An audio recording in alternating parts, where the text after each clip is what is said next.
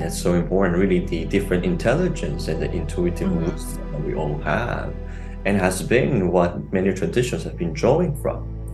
And so, Dr. Kujal, you mentioned about eroticism. I think that's a very important topic nowadays, because that's another main split.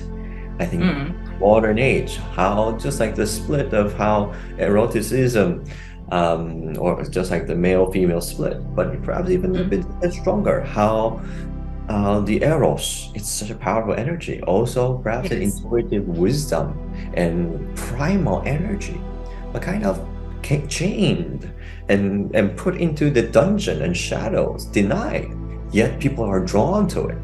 That's right. That's right. You put it actually wonderfully, Clark, because it is again, and that's why I'm using through the book the example of Mary Magdalene. She was pushed to the shadows, because she claimed her spirit, she claimed her wisdom, and she claimed her sexuality, as a partner of Jesus, whether people like it or not.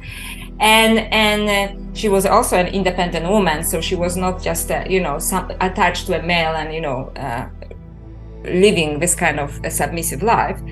But also she represents also the repressed eros and the, I could say, vilified eros. Because even look, and I really am sorry that people buy into this, because even if you watch modern YouTube, and I'm not denying that weird things are going on in the world, but everything that is pertaining to sexuality and eros is very negative. It's always about talking about black magic and stuff like that. And, perhaps it's true. But there is a completely, eros is just this beautiful, primal, very creative energy, and it can be used also for good. It can be used for a spiritual evolution, and you cannot repress it. Because what Carl Jung also said, the other psychologist that I mentioned before, you cannot argue a shadow out of existence. And, and both Mary Magdalene and Eros were pushed out of existence and, and vilified. So before I actually got interested in Mary Magdalene, I started to be interested in esoteric Hinduism and, in the tradition, classical Tantra, not what is practiced nowadays in the West, which is not, how it was intended to be practiced, but classical Hinduism and classical Tantra in early Hinduism, which was also suppressed in Hinduism, so this is not discussed in mainstream Hinduism. And I learned that, for example, there is actually a woman who was a founder of tantric tradition called Arda Triambaka, who was actually using female sexuality for the purpose of enlightenment. And also, a sexual erotic act between man and a woman in an appropriate state of mind and, on focusing on the spiritual evolution was used as this powerful propeller for the spiritual evolution, actually, right? And this tradition is very ancient and was not really written down until 10th century by Indian philosopher Abhinavagupta in his work Tantra Loka, which is in his chapter 29, which I simplify in my book We Are the Goddess, because his chapter is, encoded. It's almost impossible to understand what he was trying to say. When he discusses rituals, when, both women and men can use sexuality or eros for their spiritual enlightenment. When traditional religions always separated eros from spirit. And it is such an artificial thing, especially that, let me come back to the teachings of Mary Magdalene and even to Gnostic Jesus, from the same documents, when they say you have to be fully human before you can ascend. And to be fully human, you have to embrace all aspects of yourself.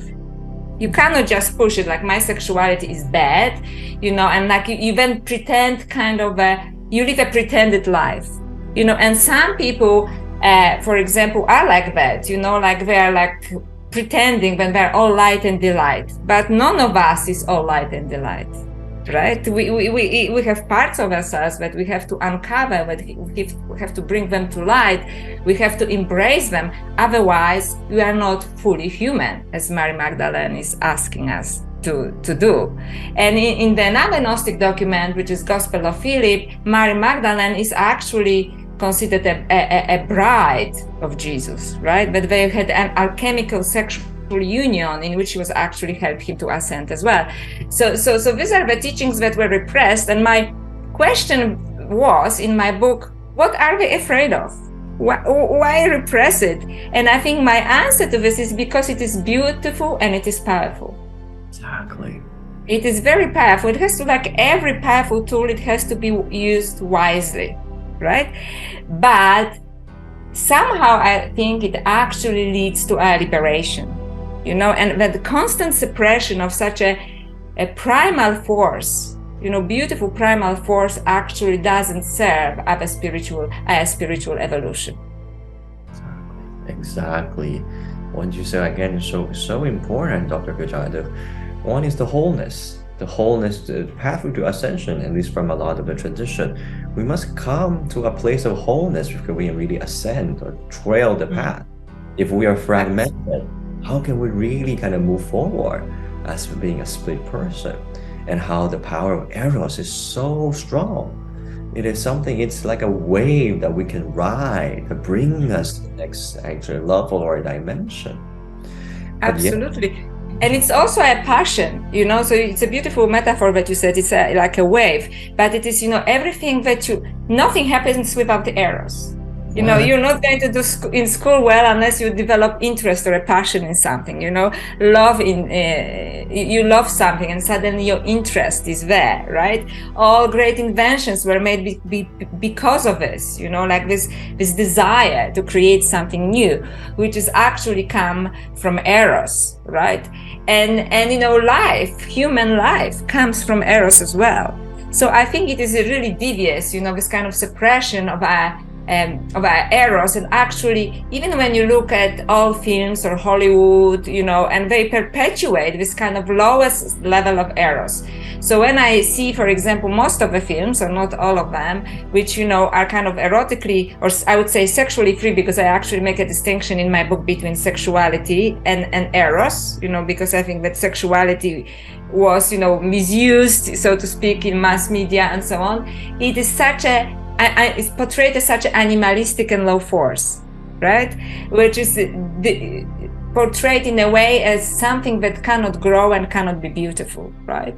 And I think that this is wrong, you know. Eros is a beautiful force, but before we can realize this beautiful force, we have to accept it in ourselves. You know, we have to honor our own sexuality as well. Right?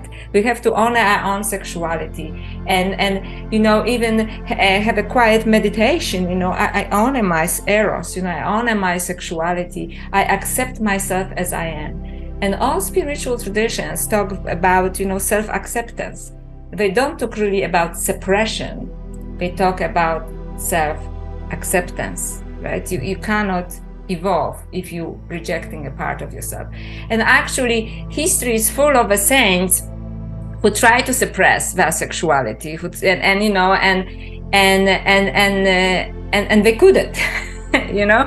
So I have examples of it, and as a scholar, I was studying early Christian saints, and you know, and they struggle with their sexuality, and you wonder, maybe you are not supposed to suppress it. Right? Perhaps you were supposed to love it and use it for your spiritual evolution.